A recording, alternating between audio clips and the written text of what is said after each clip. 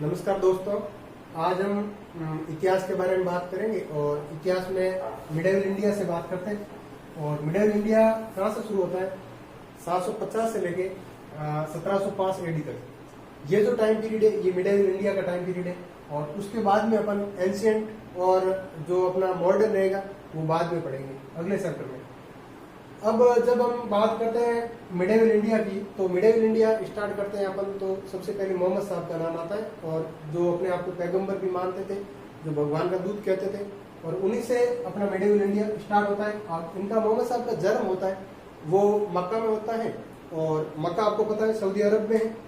और सऊदी अरब में जब इनका जन्म होता है 570 एडी के अंदर, तब इनके पिता का नाम है अब्दुल्ला और माता का नाम है अमीना। और इनकी जो लालन पालन हुआ था, यानी इनकी देखभाल करने वाले थे, इनके चाचा हुआ करते थे, वो थे अबू तालिब। क्योंकि जब ये बचपन में इनके पिता की मृत्यु हो जाती है, पिता का साया उठ जाता है, ये अनाथ हो जाते हैं, तब इनकी देखभाल इनके चाचा करते थे। और कुछ समय बाद ये जो खदीजा थी एक व्यापारी औरत थी और ये विधवा थी। इनके व्यापार में इनका योगदान करते थे, इनका सहयोग करते थे। सहयोग करते करते जब ये कहते हैं कि मुझे भगवान ने कहा है कि तुम खदीजा से शादी कर लो, और मैंने खदीजा से निकाह कर लिया। और जब इनकी शादी होती है तब खदीजा की उम्र होती है 42 ईयर, और मोहम्मद साहब मात्र 25 साल के हुआ करते थे। 25 वर्ष की उम्र थी मोहम्मद साहब की। अब इन्होंने खदीजा से शादी कर ली, और करने के बाद जो इनकी ये एक वंश से आते थे, वो था कुरैशी वंश, यानी उस समय एक जनजाति हुआ करती थी। उस समय इनका अलग धर्म नहीं हुआ करता था और कोई मजहब नहीं हुआ करता था। और ये जो एक भगवान की पूजा करते थे, अपनी तरह ही मूर्ति पूजा में विश्वास करते थे। और ये अल्लाह की बेटियों की पूजा किया करते थे, 7 बेटियों की पूजा करते थे, और कहते हैं कि ये अल्लाह की बेटियां हैं और इनकी पूजा करते थे। अरे ऐसा ही नहीं, इनका पूरा परिवार था, वो पूरा का पूरा परिवार एक पूजारी परिवार था, और सभी पूजा किया करते थे अल्लाह की बेटियों की। अब एक बार जब ये हीरा पर्वत पर बैठते हैं और जब इनको ज्ञान की प्राप्ति होती है तो वो हीरा पर्वत से ही होती है। और ऐसा माना जाता है कि जिब्राइल आते हैं और जिब्राइल उनसे बात करते हैं, उनको उपदेश देते हैं और कहते हैं कि मुझे भगवान अल्लाह ने भेजा है। अपन कह सकते हैं भगवान, और इनकी भाषा में अल्लाह। कहते हैं कि मुझे अल्लाह ने भेजा है, आपको समझाने के लिए भेजा है। और कहा है कि मोहम्मद साहब बोलना जाकर, भगवान ने कहा है कि धरती पर जाकर आप धरती का उद्धार करें और मेरे प्रतिनिधि के रूप में वहां मेरा प्रचार करें। तब मोहम्मद साहब को ऐसा लगा कि हाँ, मेरा जन्म एक्चुअल में इसी कारण हुआ है। तब वो जाकर सबसे पहले मक्का गए, अपने गांव पैतृक गांव में गए। वहां जाके बोला मैं आप सबका दूत हूं या पैगंबर हूं। तो सबने इसका विरोध किया और इनको बाहर जाने को विवश होना पड़ा। तो वो मक्का को छोड़कर मदीना चले जाते हैं। और 722 एडी के अंदर ये जो मदीना जाते हैं और मदीना जाकर वहां पर अपने राज्य की स्थापना करते हैं। और जो ये मक्का से मदीना जाने वाला जो ये घटना थी, इस घटना को हिजरत कहते हैं। और इनका जो हिजरी स्वत स्टार्ट होता है वो 722 एडी से स्टार्ट होता है। और हिजरी स्वत में टोटल 355 दिन होते हैं, और अपने जो सामान्य वर्ष होता है उसमें 365 दिन होते हैं। ऐसा क्यों? क्योंकि अपना जो दिन होता है वो सूर्य पर डिपेंडेंट होता है, और ये जो दिन की काउंटिंग करते हैं वो चंद्रमा पे आधारित करते हैं। इसीलिए इनके जो एक साल में 355 दिन होते हैं। अब धीरे धीरे जब मक्का से मदीना गए, मदीना पर अपना उत्तराधिकार, अपना शासन कार्यभार संभालते हैं। और फिर वो धीरे धीरे वहां से वापस मक्का पर आते हैं। और मक्का पर वो लोगों को कहते हैं कि या तो मैं आपको युद्ध के माध्यम से जीतूंगा या फिर आप मेरी बात को समझ लीजिए। तो वहाँ के लोग बिना युद्ध की सहमति से इनकी बात को मान लेते हैं, वो इनको दूत मान लेते हैं, पैगंबर मानते हैं। और फिर जब इनकी मृत्यु हो जाती है, वो होती है 732 एडी के अंदर। अब मृत्यु किन कारण हुई, कैसे हुई, वो आज तक किसी को पता नहीं है और इनके कुछ साक्ष्य प्राप्त नहीं है। अब जो इनके उत्तराधिकारी थे, जब 732 ईडी में इनकी मोहम्मद साहब की मृत्यु हो जाती है, मृत्यु होने के बाद में 4 उत्तराधिकारी आते हैं, अबू बकर और उमर, उस्मान और अली। ये जो इनके उत्तराधिकारी होते हैं, और इन उत्तराधिकारियों को खलीफा बोला जाता है। 732 एडी में इनको खलीफा की उपाधि मिल जाती है। और खलीफा का मतलब ये होता है कि आज्ञाकारी पुत्र, यानी कि जो मोहम्मद साहब थे इनके जो उत्तराधिकारी होंगे वो खलीफा होंगे और वो एक आज्ञाकारी पुत्र होंगे। जैसे मोहम्मद साहब ने कहा था वैसे ही वो करेंगे। मोहम्मद साहब चाहते थे कि जो इनका एक दामाद हुआ करता था अली, इनकी मोहम्मद साहब की बेटी थी हदीजा, हदीजा थी, उसकी शादी कर रखी थी अली से। और ये जो था ये शियाओं को समर्थन करता था। और ये जो तीन थे उस्मान, उमर और अबू बकर, ये थे, ये सुन्नी वर्ग से संबंधित थे। यानी सुन्नी का अर्थ होता है कट्टर, सुन्नी का अर्थ होता है कट्टर। अपन अबू बकर की बात करते हैं तो सबसे पहले उत्तराधिकार के रूप में इनमें संघर्ष चलता है और अबू बकर उत्तराधिकार के रूप में सबसे बड़े होते हैं, इनको उत्तराधिकारी बनाया जाता, खलीफा बनाया जाता। जब ये खलीफा बनते मात्र 2 साल तक रहते, इनके बाद में इनकी मृत्यु हो जाती है और फिर अगला खलीफा बनता है उमर। ये 10 साल तक रहता है, 34 से लेकर 44 तक। फिर अगर अगला खलीफा आता है उस्मान, उस्मान को उससे ये जो अली थे, अली बंधुओं ने इनकी हत्या कर देते। हत्या करने के बाद में अगला खलीफा बनते अली। अली ऐसे कह सकते हैं कि भाई ये जो अली था ये मोहम्मद साहब का चचेरा भाई भी कह सकते हैं। और जो इनकी बेटी थी इनसे शादी कर रखी थी और इनका दामाद भी था। अब जो ये हसन है और हुसैन, इनके 2 बेटे थे अली के। फिर आगे जाकर जो हसन उत्तराधिकारी नहीं बना और उसकी स्थान पर हुसैन उत्तराधिकारी बन गया। उत्तराधिकारी बनते ही जो सुन्नी वर्ग के थे, ये उमर, उस्मान और अबू बकर के जो समर्थक थे, इन्होंने मिलकर हुसैन की हत्या कर दी। और हुसैन की जिस दिन हत्या की गई थी उसी दिन के तौर पर आज हम वर्तमान में जो मुहर्रम त्यौहार मनाया जाता है इन्हें शियाओं का, वो इसी दुख की घड़ी में मनाया जाता है। और वो कहते भी हैं कि आज जब ये ताजे निकालते हैं उस समय वो साथी पीट पीट के लोहे की जो सड़े होती हैं उनसे मार मार के कहते भी हैं कि या हुसैन हम होते तो आपको बचा लेते। तो कहने का मतलब है कि वो इतना प्यार करते थे सियाई से। और उसके बाद अपन बात करते हैं तो ये तो अपना मोहम्मद साहब की बात थी और सामान्य परिस्थिति मध्यकालीन शुरुआत की। और ऐसा कई सवाल बने तो एक प्रश्न ये भी आ सकता है कि खलीफा की शुरुआत कब से हुई। तो खलीफा की शुरुआत अपने 732 AD में होती है, जब मोहम्मद साहब की मृत्यु हो जाती है। उसके बाद में खलीफा पद बनाया जाता है। और खलीफा पद को समाप्त कब किया जाता है, तो खलीफा पद को समाप्त 1924 में किया गया था और उसके बाद खलीफाओं वाली मान्यताओं को समाप्त कर दिया है। अब अपन ये तो था अपना मोहम्मद साहब, और मोहम्मद साहब मध्यकालीन स्टार्टिंग था। अब अपन देखते हैं कि जब मोहम्मद साहब की मृत्यु हो जाती है 632 ईस्वी के अंदर, 632 के अंदर मोहम्मद साहब की मृत्यु हो गई। मृत्यु होने के उपरांत 6 साल के बाद की बात करें या 6 वर्षों के बाद की बात करें तो इनके जो उत्तराधिकारी हुए थे उन्होंने सीरिया, मिस्र और उत्तरी अफ्रीका और यहाँ तक कि स्पेन और ईरान को भी इन्होंने जीत लिया था। इनके जो उत्तराधिकारी थे, इनकी खलीफा माने जाते थे, इन्होंने इन क्षेत्र को भी जीत लिया था। अब जीतने के बाद इनके दिमाग में आया जो ये जो खलीफा हुआ था उनका मेन अड्डा हुआ करता था फ्रांस के अंदर एक लॉयर नामक स्थान है, वहां से इनका क्षेत्र स्टार्ट हुआ करता था।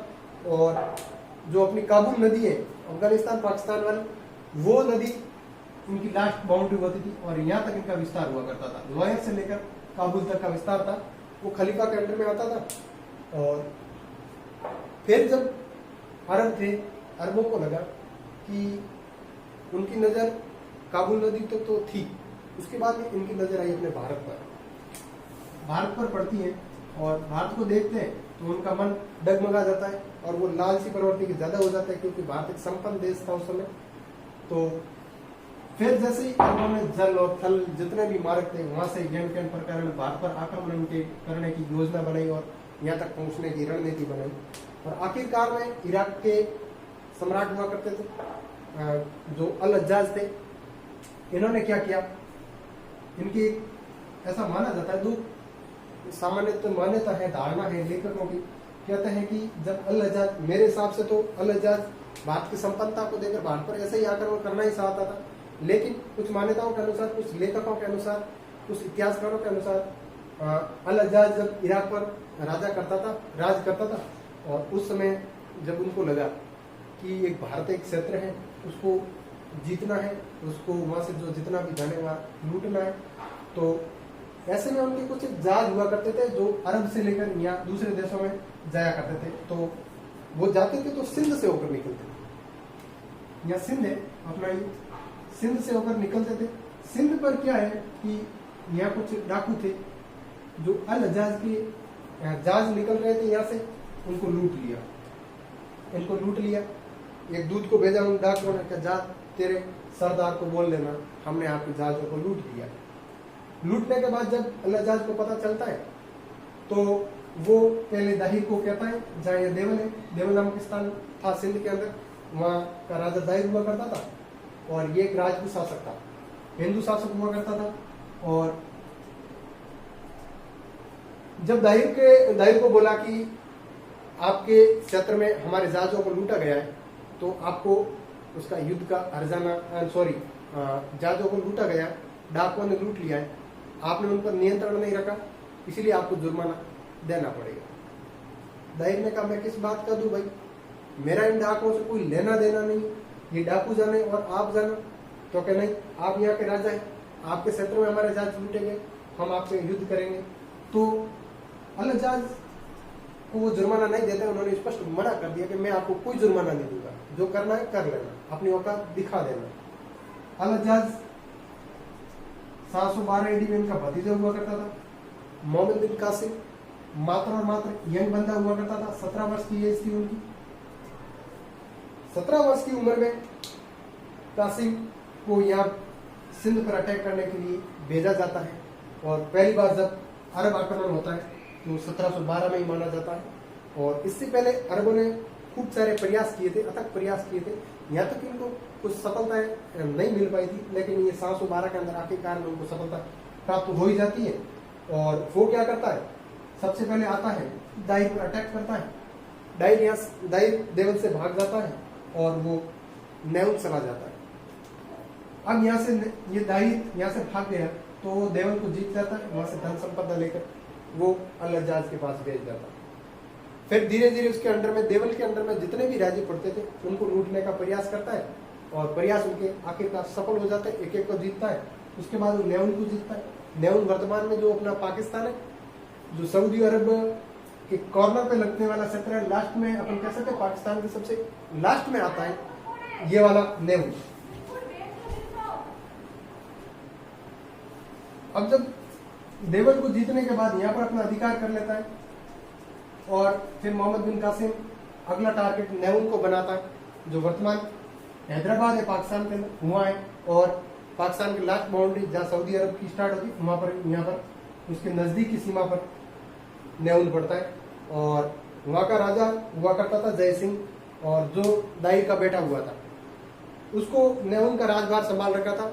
और यहाँ पर आता है मोहम्मद बिन कासिम, यहाँ पर अटैक करता है। उस समय दाहिर भी यही होता है और वो जय सिंह को कहता है कि तुम अपना यहाँ से टाइम खत्म हो गया तुम्हारा, तुम यहाँ से भाग जाओ और ब्राह्मणवाद चले जाओ। जय सिंह यहाँ से ब्राह्मणवाद चला जाता है और यहाँ पर ऐसा माना जाता है कि इस राज्य के अंदर बौद्ध भिक्षु हुआ करते थे। बौद्ध भिक्षुओं ने मोहम्मद बिन कासिम की बहुत बड़ी सहायता की थी और उसी बौद्ध भिक्षुओं की सहायता के माध्यम से ही मोहम्मद बिन कासिम ने नेउन को जीता। और जीतने के बाद में अगला टारगेट रहता है इनका सहवान, यानी कि सिविस्तान भी इनको बोला जाता है, दूसरा नाम सिविस्तान भी है इसका। और यहाँ का राजा था माजरा या बाजरा, एक ही है। और जब यहाँ पर अटैक किया जाता है तो यहाँ से ये माजरा भाग जाता है और भागने के बाद सीसम चला जाता है और जहाँ पर जाटों का अधिकार होता है वहाँ पर चला जाता है। और मोहम्मद बिन कासिम सिविस्तान पर भी अधिकार कर लेता है। अब जब सिविस्तान पर अधिकार करता है फिर माजरा में, अब माजरा यहाँ पर आ गया। आने के बाद में जब उनको लगा कि मोहम्मद बिन कासिम अगला टारगेट ये अपने जाटों को ही बनाते, जब वो जाटों पर अटैक करते हैं और सबसे पहले माजरा को मार देते हैं और माजरा का मैटर खत्म।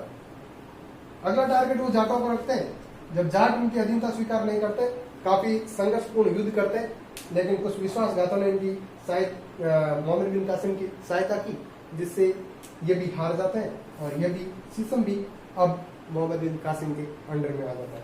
उसके बाद में एक बड़ा युद्ध होता है जहां पर अपना दाहिर था राजा दाहिर नेहुन से लेकर वो रोवर भाग जाता है और रोवर कहते हैं, और रोवर का युद्ध लड़ा जाता है। इन दोनों के बीच में बहुत बड़ा घमासान युद्ध चलता है और आखिरकार में राजा दाहिर इसमें मारा जाता है।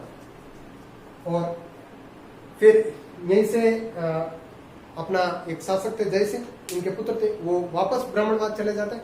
ब्राह्मणबाद जाते हैं और यहाँ पर अपनी एक विधवा रानी होती है, विधवा माँ होती है, जो राजा दाहिर की विधवा रानी कह सकते हैं, उनको यहाँ छोड़ देता है। और फिर वो भी लास्ट में आत्मदाह कर लेती है, क्योंकि वो युद्ध नहीं लड़ पाती है और उनको से नेतृत्व नहीं कर पाती, सेना का नेतृत्व नहीं कर पाने के कारण वो आत्मदाह कर लेती है और रोवर पर भी अधिकार कर लेता है और राजा दाहिर का मैटर यहाँ खत्म। जब दाहिर मारा गया तो अगला टारगेट इनका ब्राह्मणवाद ही था, क्योंकि जय सिंह अभी जिंदा था। अब अगला हीरो जय सिंह को, अब वो लास्ट उनको देखा कहां तक भागेगा। पहले देवल से नेहुन से फिर अपना ये सिविस्तान से सिसम से रोवर से होते हुए वो सीधा ब्राह्मणवाद पर आता है और यहाँ पर वो जय सिंह उनको मिल जाता है और वो जय सिंह के सामने युद्ध करता है। जय सिंह बड़ी वीरता से लड़ता है और आखिरकार में यहीं पर उनके कुछ सिपाही थे, उनके साथ विश्वासघात कर देते हैं और जय सिंह मारा जाता है। और जय सिंह की 2 बहनें होती है और उनकी एक दूसरी मम्मी होती है, मतलब दाहिर की एक और रानी होती है, उनकी रानी का नाम होता है लाडी रानी। अब जब लाडी रानी के साथ लाडी रानी और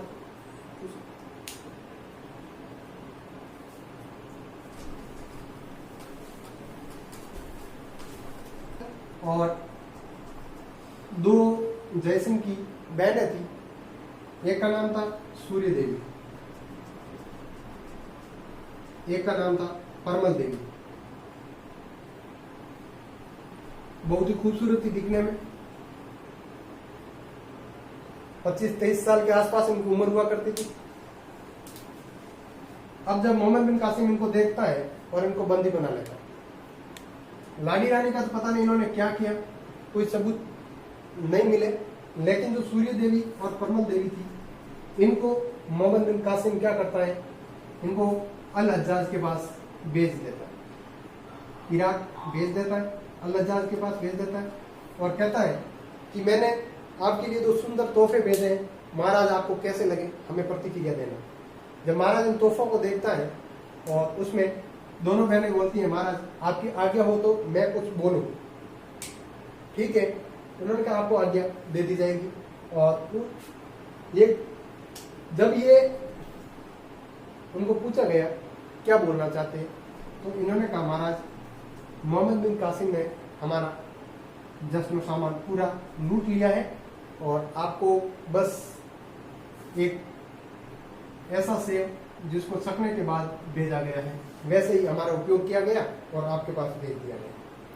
यह तो सरासर आप ही का अपमान किया गया, हमारा तो अपमान पहले ही इन्होंने कर लिया, हमारी तो कोई बात नहीं, लेकिन आप महाराजा है, राजा है, खलीफा है, आपकी बहुत बड़ी तौहीन हो रही है। तो जब ये ऐसा माना जाता है कि अल हज्जाज को ये बात सुनाई गई तो उनको बहुत बड़ा गुस्सा आया। गुस्सा आते ही अल हज्जाज ने मोहम्मद बिन कासिम को इराक आने को बोला। उससे पहले वो इराक जाए, उससे पहले उसने ब्राह्मणवाद से बाद के बाद आलोर करके एक इलाका है, वहां पर उसको जीत लेता है। लास्ट में एक मुल्तान स्टेट रहता है, उसको जीतता है और यहाँ से मुल्तान से मोहम्मद बिन कासिम को बहुत सारा धन प्राप्त होता है और वो धन लेकर जब लौटता है और इस मोहम्मद बिन कासिम इस मुल्तान का नाम देता है स्वर्ण नगर, क्योंकि बहुत सारा सोना प्राप्त होता है, बहुत सारा धन इसको यहाँ से प्राप्त होता है। और यहाँ पर क्या होता है, मुल्तान के अंदर यहीं पर वो सैनिक विश्वासघात कर देते हैं और मोहम्मद बिन कासिम को पूरी जानकारी दे देते हैं। अब मोहम्मद बिन कासिम को जानकारी देते हैं, कहते हैं कि भाई इनके जो जल दुर्ग हुआ करता था इनके आसपास के अंदर, तो जल दुर्ग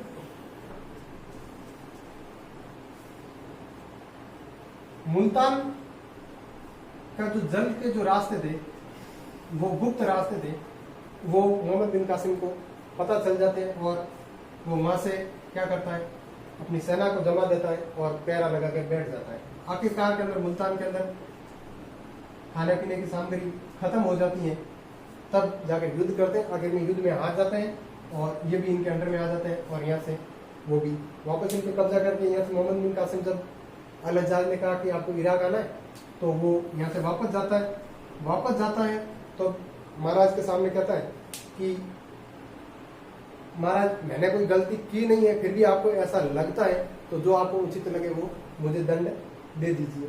तो कहीं कहीं लिखा हुआ है कि अल हज्जाज ने मोहम्मद बिन कासिम को एक जानवर की खाल के अंदर चिरवा दिया जाता है, ताकि वो जितनी खाल सींच के सिकुड़ती रहेगी और ताकि वो इतना ही दुख भरी मौत को सह ले। लेकिन कई कहीं लिखा हुआ है कि अल हज्जाज के सामने मोहम्मद बिन कासिम ने कहा कि आपको मेरी निष्ठा पे संदेह है, तो अपना सर काट के पहले से ही उनको सुपुर्द कर देता है। ये तो था अपना अरब आक्रमण, और इस अरब आक्रमण के कुछ साहित्यिक स्रोत है, अभी देखते हैं। अब आगे देखते हैं अपन साहित्यिक स्रोत है कुछ इसी से संबंधित है, मोहम्मद बिन कासिम और अरबों से संबंधित इनके बारे में। अब जब अपन देखते हैं रोवर का युद्ध पढ़ते हैं, मोहम्मद बिन कासिम और देवल के राजा दाहिर के बीच में लड़ा गया था, तो उनकी जानकारी जो अपन को मिलती है वो एक सचनामा किताब है उनसे मिलती है। ये जो सच थे ये दाहिर के पिता थे, और इस किताब को लिखने वाले अज्ञात है, इसकी कोई जानकारी नहीं है, लेकिन कहीं कहीं इनके लेखक अली अहमद का नाम मिलता है, और ये किताब अरबी में लिखी गई है। एक बात तो ये किताब पूछी जाती है, फेमस किताब है, यहीं से सवाल पूछा जाता है। और दूसरा सवाल कि मोहम्मद बिन कासिम था जो प्रथम आक्रमणकारी था जिसने भारत पर आक्रमण किया था। अरबों की बात कर रहे हैं, अरबों में सबसे पहले मोहम्मद बिन कासिम ने अटैक किया था भारत पर। प्रथम आक्रमणकारी अरब आक्रमणकारी मोहम्मद बिन कासिम। अब दूसरी बात करते हैं अपन कि मोहम्मद बिन कासिम ने भारत में पहली बार जजिया कर लगाया। जजिया कर की शुरुआत मोहम्मद बिन कासिम ने भारत में सर्वप्रथम शुरू की थी और स्टार्टिंग इसी ने की थी। और उसके बाद में अपन देखते हैं कि जो मकदब और मदरसे, इन दोनों की शुरुआत भी भारत में मोहम्मद बिन कासिम ने की थी। मकदब का अर्थ होता है जो मुस्लिम समुदाय के लोगों के लिए स्कूल है, और ये तो है प्राथमिक स्कूल, और ये है उच्च प्राथमिक स्कूल। अब जब ये तो आ गए थे, मोहम्मद बिन कासिम के बाद जितने भी अरब आक्रमणकारी हुए थे, जिन्होंने भारत पर अटैक करने की कोशिश की थी, उनको रोकने में सर्वप्रथम जो योगदान है, अमूल्य योगदान कह सकते हैं, और उनको रोक के रखने वाले कौन थे, वो थे गुर्जर प्रतिहार थे। और उसके बाद अपन देखते हैं अरब आक्रमणकारी आए भारत पर, और भारत की जो स्थिति है और भारत की जो व्यवस्था है, सांस्कृतिक दृष्टि से या सामाजिक दृष्टि से या व्यापार की दृष्टि से जो भी है, उसको क्या प्रभाव पड़े थे वो देखते हैं। तो जब वो आए तो कोई दिक्कत नहीं, अरब और भारत का व्यापार संबंध तो बड़ा ही बड़ा था। एक व्यापार बड़ा, व्यापार के साथ साथ अपने जो सांस्कृतिक कल्चर होते उनका भी आदान प्रदान होने लगा। तो इनकी जानकारी के कुछ स्रोत मिलते हैं कि चरक संहिता है जो भारतीय किताब है, आयुर्वेद से संबंधित है, उसका अरबी में अनुवाद किया गया, वहां के लोगों ने किया, अरबी में अनुवाद किया। एक पंचतंत्र है जिसका भी अरबी में अनुवाद किया गया और उसका नाम चेंज कर दिया, उसका नाम दे दिया कलीला द दिमना।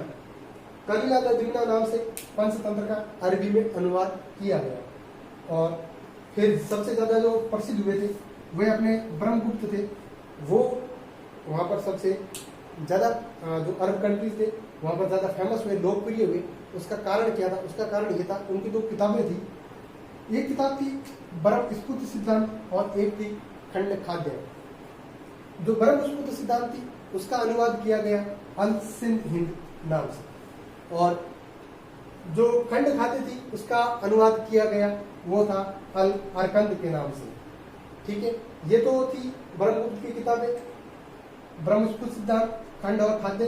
ब्रह्मस्फुट सिद्धांत का अनुवाद अरबी में अल सिंध नाम से किया गया। खंड खाद्य सिद्धांत पुस्तक थी, इसका जो अरबी अनुवाद था वो अल अरगंद नाम से किया गया। अब आगे अपन देखते हैं कि जब अरब के अंदर ज्यादा वर्षों से बढ़ रहा था भारत का, तो वहां के सुल्तान हुआ करते थे हारून रशीद। उन्होंने माणिक नामक एक व्यक्ति को बुलाया, भारत का था, उसको बुलाया और उसको वहां पर सम्मानित भी किया गया। उसके बाद में इन्होंने क्या किया, जितने भी विदेशी ग्रंथ हुआ करते थे, विदेशों से जो ग्रंथ लाए जाते थे, ज्यादातर भारत के ग्रंथ थे, उनका अनुवाद करने के लिए संग्रहालय बनाया गया। उसका नाम था बैतुल हिमकत। हिमकत का मतलब उसका जो ग्रंथों का अनुवाद करने के लिए या संग्रहालय कह सकते हैं एक तरफ से। और फिर अपन जो बात करते हैं, जो अपन गणित के अंदर दशमलव पढ़ते हैं 10.01, तो ये जो दशमलव था ये भी भारत की देन है। पहले दशमलव की खोज नहीं हुई, भारत वालों ने इनकी खोज की थी। और खोज की तो इसको जब से ज्यादा अरब के अंदर फेमस करने वाले थे वो थे अल खवारिज्मी। इन्होंने सबसे ज्यादा फेमस किया था अरब के अंदर। और अरब के अंदर दशमलव को हिंदसा नाम दिया गया। हिंदसा नाम से उनका प्रचार होने लगा और दशमलव प्रणाली को वहां विकसित किया गया और वहां ज्यादा अपनाया गया। अब साहब यहाँ तो अपना दिया गया, कोई दिक्कत नहीं। यहाँ से फिर जब अरब से वापस यूरोप की तरफ बढ़ते हैं तो ये दशमलव अरब से गया यूरोप में, यूरोप के अंदर गया अरब से गया था यूरोप में। और वहां पर ले जाने वाले थे अबे लॉर्ड नाम के थे, वो लेके गए थे।